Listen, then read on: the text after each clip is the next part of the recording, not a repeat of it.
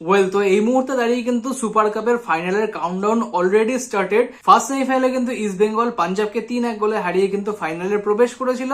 অপর সাইডে সেকেন্ড সেমিফাইনালে কিন্তু গোয়া মুম্বাইকে 2-1 গোলে হারিয়ে কিন্তু ফাইনালে প্রবেশ করে। আর আগামীকাল কিন্তু সুপার কাপ 2025-2026 সিজনের final east Bengal versus FC গোয়ার ম্যাচ হতে চলেছে। তো এই ভিডিওতে কথা হলো যে ইস্ট বেঙ্গলের এখনো পর্যন্ত কোথায় কোথায় ফ্লস রয়ে গেল, যে সেমিফাইনাল ম্যাচে যেই ফ্লাম্বেল গুলো ইস্ট বেঙ্গল করেছিল সেইগুলো যদি এখনো পর্যন্ত ওভারকাম না করতে পারে তাহলে কিন্তু ফাইনালে কিন্তু চাপ রয়েছে। তো সেই জিনিসগুলো নিয়ে ছোট্ট করে একটু ডিসকাশন করব। তো চলো ভিডিওটা শুরু করি। ওয়েল, তো পাঞ্জাবের বিরুদ্ধে যে ম্যাচটা ইস্ট বেঙ্গল জিতেছিল 3-1, ম্যাচটা জিতেছে কিন্তু ঠিকই, কিন্তু যদি ওভারঅল পুরো ম্যাচটাকে যদি দেখা যায়, পুরো ম্যাচটাকে যদি ট্যাকটিক্যাল ডিসকাশনে আনা যায়, তাহলে কিন্তু বলতে গেলে কোথাও ইস্ট বেঙ্গলের যে ডমিনেশনটা, ইস্ট বেঙ্গল যে শো করছিল সেই ডমিনেশন কিন্তু আগের ম্যাচে কিন্তু ইস্ট বেঙ্গল দেখাতে পারেনি। প্রথম হাফে ইস্ট বেঙ্গল 2-1 এগিয়ে থাকা সত্ত্বেও কিন্তু কোথাও ডমিনেশনটা কিন্তু পাঞ্জাবের ছিল। ঠিক আছে, পজিশন ওয়াইজ বলো, শট অন টার্গেট ওয়াইজ বলো, সবকিছু কিন্তু বলো, মাঝমাঠ কন্ট্রোল নিয়ে বলো, ইস্ট বেঙ্গল কিন্তু সেই রকম একটা ছন্ন ছাড়া ফুটবল কিন্তু খেলেছিল প্রথম হাফে।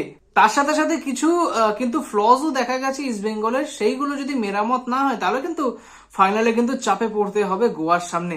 প্রথমে কথা বলবো যে কোচ অস্কার ব্রুজন কিন্তু আগামীকালের ম্যাচে কিন্তু ডাগ আউটে থাকবে না। অস্কার ব্রুজন কিন্তু লাল কার্ড দেখেছিল আগের দিন, তার জন্য কিন্তু সে এই ম্যাচে ডাগ আউটে কিন্তু থাকবে না। অবশ্যই হেড কোচ তিনি, গেম প্ল্যান সে ডিসাইড করবে, কিন্তু ডাগ আউটে যে থাকার বিষয়টা সেটা কিন্তু অস্কার ব্রুজো থাকবে না, সেই ক্ষেত্রে কিন্তু থাকবে বিনো জর্জ। এবার এইটা কতটা ইস্ট বেঙ্গল টিমকে এফেক্ট করে সেটা তো ম্যাচেই আমরা দেখতে পারবো। অপর সাইডে কিন্তু গোয়ার ক্ষেত্রে ইকুয়ার গোয়ারেকশনা আর হচ্ছে সন্দেশ ঝিঙ্গান কিন্তু এই ম্যাচ মিস করতে চলেছে, কারণ আমরা জানি গোয়ারেকশনা আগের দিন ম্যাচের শুরুতেই কিন্তু রেড কার্ড দেখে নিয়েছিল ম্যাচ শুরু হওয়ার আগেই। সন্দেশ ঝিঙ্গানের চোট থাকার দরুন কিন্তু ঝিঙ্গান এই ফাইনাল ম্যাচটা মিস করছে। তো দুটো টিমেরই কোথাও না কোথাও নেগেটিভ পয়েন্ট কিন্তু রয়েছে। এবার দেখা যাক কে ওটাকে যথেষ্ট ভালোভাবে ইউটিলাইজ করতে পারে কালকের ম্যাচে। তো পাঞ্জাব ম্যাচে যে ফ্লস গুলো আমি দেখতে পেয়েছি সেইটা হচ্ছে মেনলি ডিফেন্সের যে গ্যাপিংটা। ডিফেন্সের গ্যাপিং বলতে প্রত্যেকটা ডিফেন্ডার কিন্তু নিজের টপ ফর্মে রয়েছে, সেখানে আনোয়ার আলী বলো, কেভিন সিবেলে বলো, মোহাম্মদ রাকিব বলো আর জয় গুপ্তা বলো, কারণ জয় গুপ্তাই স্টার্ট করবে, লালচুন নোকা কিন্তু ফাইনালে স্টার্ট করবে না, জয় গুপ্তাই কিন্তু থাকবে। এই ক্ষেত্রে হচ্ছে আনোয়ার আলীর আগের দিন যে ফ্লাম্বেলটা আনোয়ার আলী করেছে এটা পাঞ্জাব এফসি বলে সেরকম একটা কিন্তু সুযোগ নিতে পারেনি, কিন্তু কোথাও এই জায়গাটায় যদি গোয়া থাকতো তাহলে কিন্তু কোথাও চাপে পড়তে হতো প্রাপসুখান গিলকে। এখানে যে কোথাও বলের প্রতি একটা ওভার কনফিডেন্স, একটা স্লথ ভাব কিন্তু কালকে একটা জায়গায় কিন্তু আনোয়ার আলী দেখা গেছিল। সেখানে যদি পাঞ্জাবের সেন্টার ফরওয়ার্ড ঠিকভাবে বলটাকে নিতে পারতো তাহলে কিন্তু কোথাও পাঞ্জাবের জন্য সেকেন্ড গোল কিন্তু হয়ে যেতে পারতো কালকের ম্যাচটায়। আরেকটা জিনিস আগের দিন আমি লক্ষ্য করলাম, সেটা হচ্ছে মোহাম্মদ রাকিব আর কেভিন সিবিলের মধ্যে যে গ্যাপটা, সেই গ্যাপটা কিন্তু কালকে অতিরিক্ত পরিমাণে ছিল। যখন ওভারল্যাপ থেকে যখন ডিফেন্সে নেমে আসে তখন যে একটা গ্যাপের সৃষ্টি হয়, পাঞ্জাবের উইঙ্গার বা পাঞ্জাবের স্ট্রাইকার কিন্তু সেই গ্যাপটাকে আগের দিন ইউটিলাইজ করতে পারেনি, সেটা অন্য বিষয়। কিন্তু গোয়া কিন্তু এই চান্সগুলো কিন্তু একদমই ছাড়বে না। এই গ্যাপটা যদি ফুলফিল না হয় তাহলে কিন্তু এই ফাইনাল ম্যাচে কিন্তু প্রচন্ড পরিমাণে চাপ রয়েছে।